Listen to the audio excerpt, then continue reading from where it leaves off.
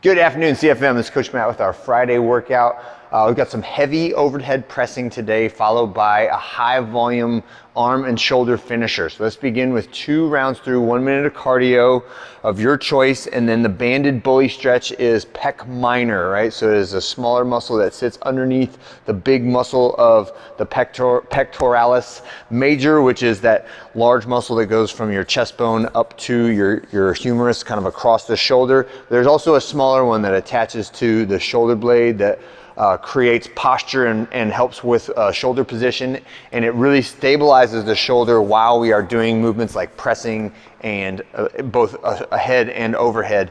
And the only way to really stretch it and warm it up is to get that shoulder blade shrugged back behind your body. So we're using the band to encourage that and letting the band kind of suck your shoulder blade backwards with your hand behind your back. You should feel that stretch kind of deep underneath the middle of your armpit, all right? 15 seconds on each side of that. And then we'll do some shoulder warm-up stuff. So Sun God is just standing with your arms out to the side, making small circular movements with the arms, right? So we're gonna do 3 positions, 30 reps each, or 90 total. The first one is just arms perpendicular out to the side like this, small circles. Then we'll go arms forward, and you can do circles in either direction. What matters is movement and position. And then the last one is arms overhead, and again, small circles of the arms. You should feel a nice little pleasant burning sensation in the shoulder muscles at the end of that 90 reps. Then we're gonna do 12 reps of the band face pull. So this is rotator cuff warm-up exercise. Try to get to that muscle man pose or muscle woman pose, depending on who you are. And then try also not to let your body lean back as you do this. Do the movement with just your arms and shoulders. Try to keep your head and your torso completely motionless when you do this. There should be no leaning, no twisting, especially at the end range of motion. A lot of times, like, I can't quite get there with my muscles, so I'll lean back to make myself feel like I did more, and you actually didn't do anything with your shoulder, you just leaned your body back, right? So try, if you feel like you need to do that, move forward a little bit and take a little tension off of it. Don't be afraid to use this tiny little band. It works great for the rotator cuff muscles. All right, so, and then finish with a couple reps of practicing our cycle of movements for today, or the complex of movements for today, which is shoulder press, push press, right? And that is, the shoulder press is from the standing position, a strict vertical press, right back to the shoulders, and then we go right into a push press, dip drive press, a fast hip extension, arms following the legs, all right? And then when I'm done, put it back in the rack. Volume is very low, percentage is very high for today. So it's 2 reps on there, but it's really like shoulder press plus push press. So it means, what that is meaning to say is you are doing 2 overheads. The first one is a shoulder press strict, the second one is push press. And we're basing the percentage off of your shoulder press. So the final rep of shoulder press should be at 95% or almost your max. And then you're following it up with a push press and then putting it back in the rack, okay? So again, it's 2 reps, 1 shoulder press, 1 push press. That is it. That is your entire strength training set. And you're gonna do that 6 times. After every other set, we're gonna do a static farmer hold as heavy as possible for a minute, whatever that is for you, okay? So 1 object in each hand, and I'm just standing and facing the clock, holding for a minute, and I have dumbbells up to 100 pounds that you can try to hold for a minute, right? Don't be afraid of the things that are heavier than the kettlebells, right? They could really help your grip training.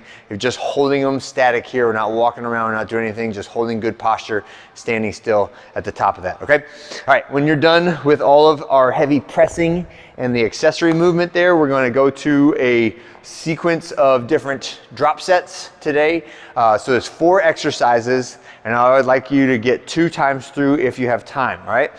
Even if you just get 1 set through of this, it will be very effective if it's done as written. So the way that it's done is a drop set. So we have a total number of, let's say 60 or 50 or 40 or 30 of all these different exercises. And the goal is that I'm going to start at an aggressive weight, and then when I hit muscle failure, I can no longer do the movement with the correct technique, with the correct range of motion, without using some momentum. Then I will stop, I will set the weight down, and I'll immediately go to the next lighter weight and just continue counting. When I hit failure on that immediately lighter weight, then I'll go to the next one. Again, no rest, right to the next lighter weight, continue until I get to the total number of my exercise. So for the first one, it is a tricep extension drop set. I'm gonna swap bands real quick.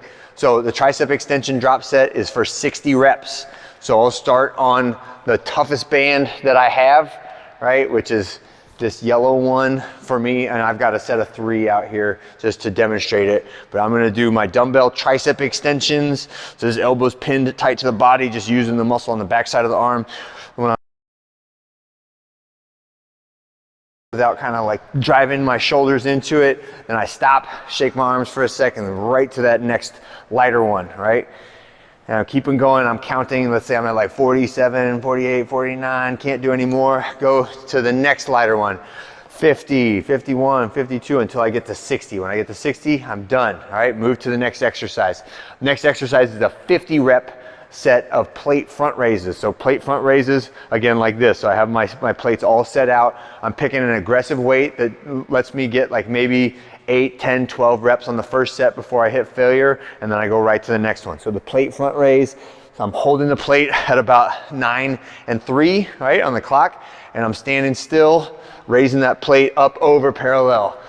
You don't have to go all the way to the overhead position. You just have to go slightly above parallel with that. And when I hit failure, set it down and immediately go to the next one and keep repping. Keep repping, keep repping, keep repping. My shoulders, my traps are getting all tired, and I get to 50, then I'm done. Next one is dumbbell hammer curl. I only got out 2 sets of dumbbells, but I would like for you to shoot for a minimum of 2 drops in the middle of each of these sets, right? So a minimum of 3 sets of dumbbells is the right amount, and you could play with a 5-pound drop or a 10-pound drop. When we do bigger numbers like this, I tend to prefer a larger drop in weight because it allows me to get a lot of reps in each set. And eventually, if your drops are really small, then you'll have more drops than you do lifting, right? So if I go from the 45s to the 40s to the 35s, I might get 13 reps on the first set, but then I'm probably only getting like 5 or 6 on the second set. And I would like for the rep count on each set to be relatively large, like in the teens, all right? But my dumbbell hammer curls, I'm going from here, just curling up to my shoulders. When I hit failure, set them down, go right to the next set, all right? And I'm doing, again, reps to failure. That's it. Last one is a dumbbell pullover drop set. So this will be a little bit heavier. Maybe I have 2 or 3 dumbbells out and we're only doing 30 reps of this one. My dumbbell pullover, I am laying perpendicular to the bench, elbows straight, and the dumbbell is kind of suspended from a diamond in my hand. So I'm not grabbing onto the handle of the dumbbell. I'm grabbing onto one end of the dumbbell, shrugging overhead with the elbows straight, and then pulling over the middle of my body, staying nice and tight, keeping my lower body motionless while I do this, but lots of tension in my abs. So I'm squeezing my abs. Even though nothing's moving down here, I'm maintaining all that tension in my abdominals while I'm doing it, okay? That is our 4 exercises. You get through 30 of that, you're gonna be tired, your heart rate's gonna be high, your arms are gonna be smoked. So rest a little bit and then blast through it one more time, okay? And that is it for this Friday. Have a great one. I'll see you guys on Saturday.